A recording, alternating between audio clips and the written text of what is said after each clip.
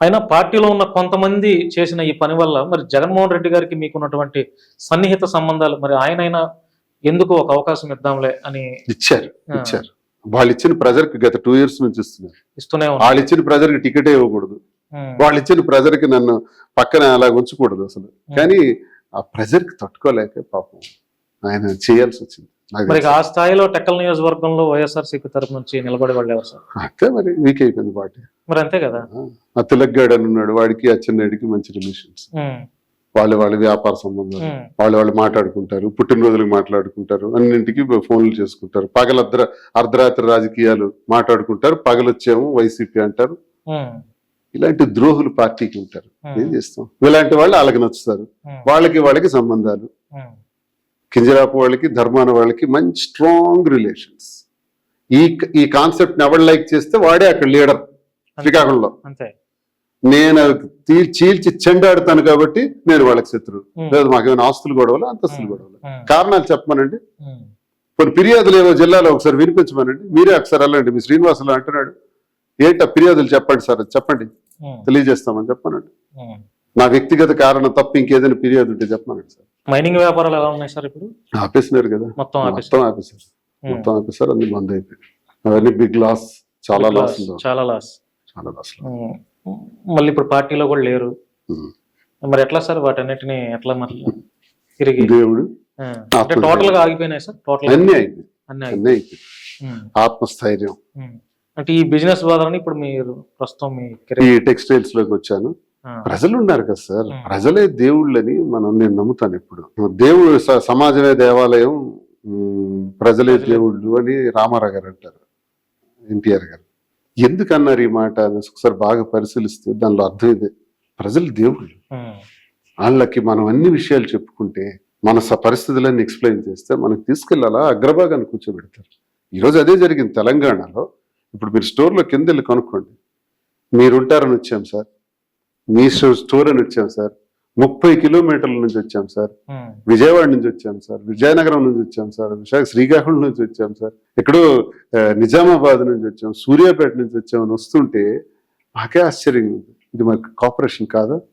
వాళ్ళు వచ్చి మీరు ఎన్ని చేయండి, మీరు ఎన్ని బ్రాంచెస్ పెట్టండి, మేము సపోర్ట్ చేస్తాం సార్ అని అంటుంటే తెలంగాణ ప్రజలందరికీ కూడా శిరస్సు వంచి నమస్కరిస్తుంది. అలాగే ఆంధ్ర ప్రజలందరికీ కూడా వారికి నా నమస్కారాలు తెలియజేస్తున్నాను. అందరూ కలిపి ఎంతమంది నన్ను వెలివేయాలని ప్రయత్నించినా, ఎంతమంది నన్ను సస్పెండ్ చేయాలని ప్రయత్నిస్తున్నా, ప్రజలు మాత్రం హక్కును చేర్చుకుంటున్నారే. ఈరోజు ఏదైతే తప్పుని మీరు సస్పెండ్ చేయించారో ఆ తప్పుకి 70% 80% నేను పాజిటివిటీలోకి వచ్చేసినానే. అనుకూలమైనటువంటి పరిస్థితి నన్ను అర్థం చేస్తున్నారు జనం. మీరేవడయ్యా నలుగురు అర్థం చేసుకోకపోతే వచ్చిన నష్టం ఏంటి? లక్షలాది కోట్లాది మంది ప్రజలు 2 రాష్ట్రాల్లో అర్థం చేస్తున్నారు. వాణి గారు వాళ్ళు పిల్లలు కూడా అంతా సైలెంట్ అయిపోయారు కదా, వాళ్ళకని నేను చూసుకుంటున్నాను. మీరు చూసుకుంటున్నారు, సైలెంట్ అయిపోయారు. వాళ్ళే నేను చూడకపోతే వీళ్ళు చూస్తాను, నేనే కదా చూస్తాను. నేను చూసుకుంటున్నాను కదా. నేను నిర్ణయం తీసుకున్నాను. నా నిర్ణయం తప్పు అయితే క్షమించమని ప్రజలకు కోరాను. నా నిర్ణయంలో కారణాలు ఇవి అని చెప్పాను, అర్థం చేసుకున్నారు. ఈ రోజు నా నియోజకవర్గంలో కూడా బ్రహ్మాండంగా మాకు బ్రహ్మరథం పడుతున్నారు. ఇద్దరు కలిసే తిరుగుతున్నామండి, ఇద్దరం కలిసే పెళ్లిళ్ళకి వెళ్తున్నాం, ఏ ఫంక్షన్ కైనా ఇద్దరం కలిసే వెళ్తున్నాం. తప్పు చేస్తే వెళ్ళగలమా? తప్పు చేస్తే ప్రజలు మమ్మల్ని పిలుస్తారా, గౌరవిస్తారా? ఇవన్నీ ప్రాక్టికల్ గా నేను రుజువు చేసి చూపెడుతున్నా సార్. అదొకటి డాక్టరేట్ అదొకటి మీరు కొనుక్కున్నారనే ఒక ప్రచారం కూడా జరుగుతుంది, అందులో వాస్తవం ఏంటి సార్? ఎంఏ ఇంగ్లీష్ లిటరేచర్ చేసి లా చేసిన వాడికి డాక్టరేట్ పెద్ద సమస్య. నాకే పెద్ద కష్టం, నేనే చదువులేను కాదు. లిటరేచర్ గా నేను పిహెచ్డి చేయాలని ఆ రోజుల్లోనే జాయిన్ అయ్యి మళ్ళీ పిహెచ్డికి 5 సంవత్సరాల టైం వృధా అవుతుంది. అయినా నా కాన్సెప్ట్ పిహెచ్డి చేసి ఏం చేస్తాను, రీడర్ చేయాలి, ప్రొఫెసర్ చేయాలి, ఈ లైఫ్ అలా వెళ్ళిపోతుంది. వద్దు, నేను ఏదైనా బిజినెస్ అయినా చేయాలి, పాలిటిక్స్ లోనే ఉండాలి, ఏదైనా ఒక పాపులర్ ఫీల్డ్ లో ఉండాలన్నది నా నిర్ణయం చిన్నప్పటి నుంచి. కాబట్టి అది పక్కన పెట్టేసి వచ్చేసి బిజినెస్ లో దూరాను. అకాడమిషియన్ గా కాలేజీలు పెట్టాను, జూనియర్ కాలేజీలు 3 కాలేజీలు, ఒక ప్రైవేట్, ఒక ట్యూటోరియల్స్, ఇవన్నీ నాకు ఉండేవి. నేను పీజీ నుంచి బయటకు వచ్చిన 23వ సంవత్సరమే నాకు విద్యా సంస్థలు ఉన్నాయి. 23వ సంవత్సరం నేను బిజినెస్ మ్యాన్. ఆ తర్వాత మైన్స్, 29వ సంవత్సరం ఉన్నప్పటికీ మైన్స్, 35వ సంవత్సరం ఉన్నప్పటికీ world class mines, icon brown granite quarry వాన్, రాజశేఖర రెడ్డి గారితో పరిచయాలు. ఎంతో చిన్న వయసులోనే చాలా చూశాను నేను. అభ్యున్నతి చూశాను, అధోగతి చూశాను, లేవటం చూశాను, పట్టం చూశాను, 2 చూశాను. నేను ఎక్కడ నాకు అనుభవాలు లేనివి కాదు, అన్ని చూసినటువంటి నాకు అన్ని పెద్ద సమస్య కాదు.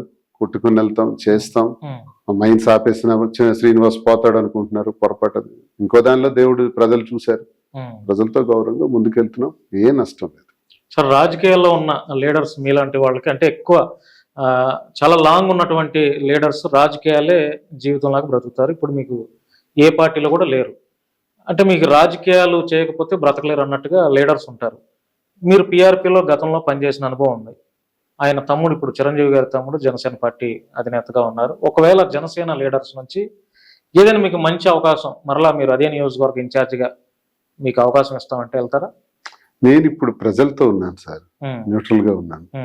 నా నిర్ణయం ఏదైనా సరే ప్రజలే నిర్ణయించాలి. ఎందుకంటే నాకు ప్రతి అంశంలో కూడా, ప్రతి సందర్భంలో కూడా నన్ను ఒక బిడ్డలా పెంచి నా టెక్కలి నియోజకవర్గ ప్రజలు, నా శ్రీకాకుళం జిల్లా ప్రజలు ఇన్ని 2 రాష్ట్రాలకు పరిచయం చేసిన వ్యక్తిగా ఈ స్థాయికి నన్ను తీసుకొచ్చిందే వాళ్ళు. నేనేం చేసినా ఆ ప్రజల అభిప్రాయాన్ని తెలుసుకుని నేను చేయాలి. ప్రజల్లోకి పోతున్నాను ఇప్పుడు. 25వ సంవత్సరం, 26, 27, 28, ఇంకా 3 సంవత్సరాలు, 4 సంవత్సరాలు. కంగారు ఎందుకు? ప్రజలే చెప్తారు, కాలమే నిర్ణయిస్తారు. మీ కాన్ఫిడెన్స్ చూస్తుంటే మరలా 1 సంవత్సరం తర్వాత అయినా ఆ టెక్కల్ నియోజకవర్గానికి నువ్వే దిక్కాయా అని చెప్పి మీ మరలా వైసీపీ మిమ్మల్ని ఇన్ఛార్జిగా వేస్తారేమో అని మీ కాన్ఫిడెంట్ గా అనిపిస్తుంది నాకు. సార్, మనలో మన వర్కే మన కాన్ఫిడెన్స్ సార్, మన నిజాయితీ. కాన్ఫిడెంట్ లేకపోతే వేరే పార్టీల వైపు తొంగి చూసే అవకాశం ఉంటుంది. నాలో ఎత్తి చూపడానికి నా వ్యక్తిగత కారణం తప్ప ఏమీ ఉండదు. నిజాయితీగా ఉన్నానన్నటువంటి నమ్మకం, ధైర్యం, ఇష్టం నాకు. అదే నా చేత మాట్లాడిస్తుంది.